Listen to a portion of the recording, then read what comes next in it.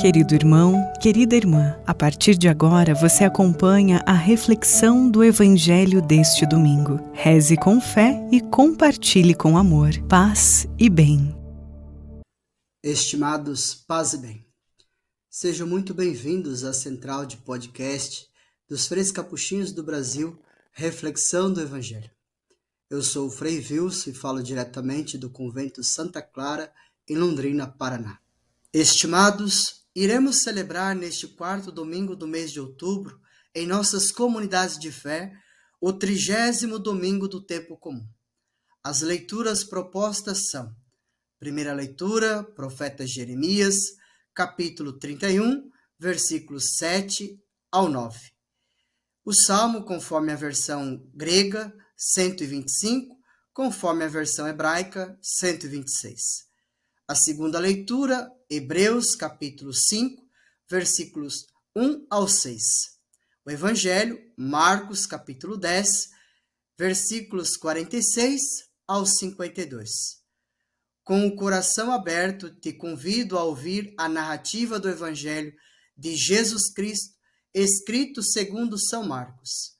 Assim diz o Evangelho.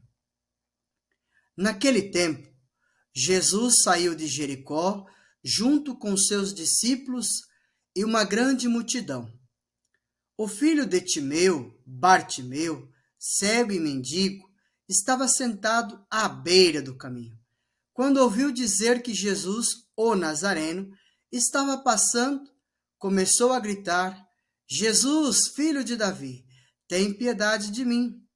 Muitos o repreendiam para que se calasse, mas ele gritava mais ainda: Filho de Davi, tem piedade de mim. Então Jesus parou e disse: Chamai-o. Eles o chamaram e disseram: Coragem, levanta-te, Jesus te chama.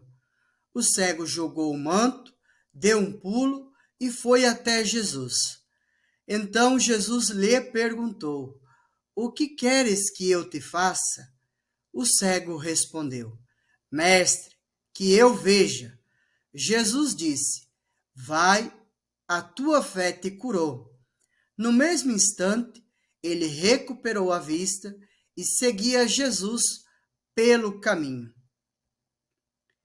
Estimados, podemos dizer que o Evangelho que ouvimos, esse trecho de modo particular, apresenta-nos a verdadeira imagem do discípulo, da discípula, ou melhor, como deve ser o discípulo do Senhor. É a descrição por excelência do modelo do discipulado. Por que podemos afirmar isto?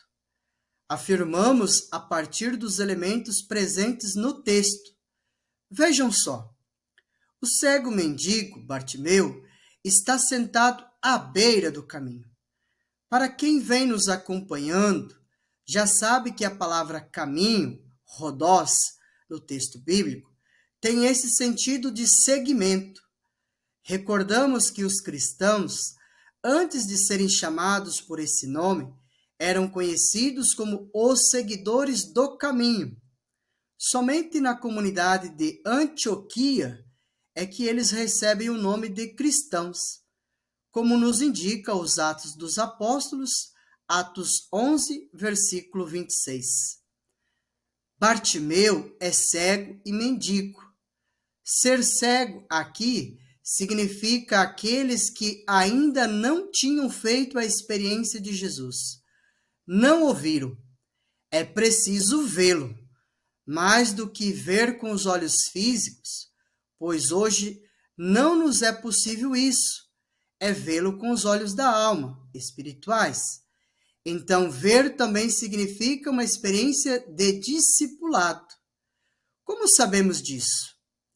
Maria Madalena, quando vai ao encontro dos apóstolos, após a experiência com o ressuscitado, diz: Eu vi o Senhor. Paulo, quando fala da sua experiência de Damasco, ele diz: Eu vi o Senhor. Mas o texto de Atos 9 afirma que ele ouviu e depois ficou cego. Mas todas as vezes que ele se reporta a essa experiência, ele diz: eu vi o Senhor, de modo que ele fez a experiência de ver Jesus não com os olhos físicos. Assim como Paulo, que ouviu, o cego ouviu dizer que Jesus passava, e, ao ouvir dizer, ele põe-se a gritar por iniciativa própria: Filho de Davi, Jesus, tem compaixão de mim, tem piedade de mim. O título que dá a Jesus, Filho de Davi, indica que ele, mendigo e cego, vê quem Jesus é com mais clareza do que os discípulos e a multidão que tem estado com Jesus o tempo todo. Nesse sentido, não basta ouvir Jesus, é preciso fazer a experiência pessoal de Jesus. Talvez muitos de nós ainda estamos nesta realidade. Ouvimos dizer, vamos à missa, somos chamados de cristãos, porém ainda não demos o passo seguinte. Só é verdadeiro discípulo, discípula, aquela que fez uma experiência pessoal, sabe da importância dele em sua vida. Quando isso acontece, tudo mais torna-se relativo, sem importância. Nada e nem ninguém o impede de chegar perto, de se aproximar. Exclama com voz forte e em bom tom, assim como Bartimeu: Jesus, filho de Davi, tem misericórdia de mim. Reconhece a sua fragilidade, a sua pequenez, que precisa da graça do Senhor em sua vida. Ser discípulo, ser discípula, é pôr-se de pé. Colocar-se de pé significa fazer a experiência de ressurreição. O discípulo, a discípula, antecipa em sua vida e com a sua vida essa realidade confirmada por Jesus. Ao ressuscitar, ele confirma que todos nós ressuscitaremos, pois se ele não ressuscitou, vã é a nossa fé. Mas mais do que uma realidade futura, essa deve ser uma realidade no presente. De que modo? As pessoas precisam ver por meio de nossas ações que já estamos vivendo tal realidade, que na nossa vida tem elementos de eternidade, ou seja, elementos de céu. Outros dois elementos que confirmam o modelo do discipulado são o ver e o abandonar. Quando Jesus pede, o que quer que eu te faça? Ele responde, que eu veja.